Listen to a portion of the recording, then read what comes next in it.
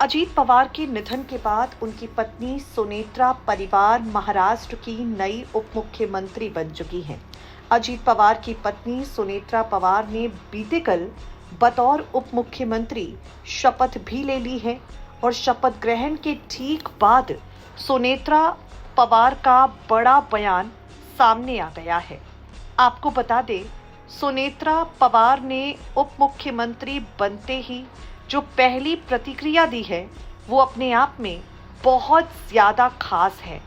अपने पति अजीत पवार को याद करते ही सुनेत्रा पवार की आंखें नम हो गईं।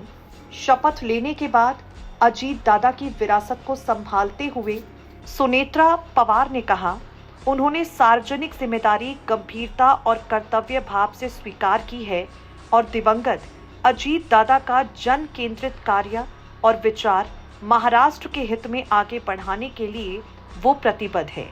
किसानों, मजदूरों, महिलाओं, युवाओं और समाज के वंचित वर्गों के लिए उनके पूरे जीवन भर किए गए कार्यों को याद करते हुए सुनेत्रा पवार ने कहा, वो उनके विचारों से प्रेरणा लेते हुए शिवाजी महाराज, शाहू महाराज, महात्मा फुले और डॉक्टर B.R. अम्बेडकर के आदर्शों के प्रति प्रतिबद्ध रहेंगी।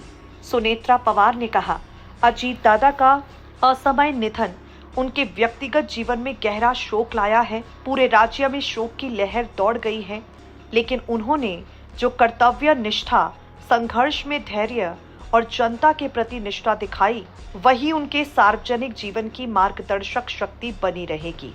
वो ईमानदारी, पारदर्शिता और जनता केंद्रित दृष्टिकोण के साथ उनके सपनों का न्यायपूर्ण, समावेशी और विकसित महाराष्ट्र बनाने का प्रयास करेंगी।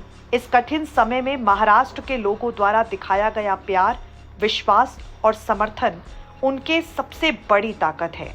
इस विश्वास के साथ वो अजीत दादा के आदर्शों को जीवित रखते हुए नई ऊर्जा और आशा के साथ आगे बढ़ेंगी।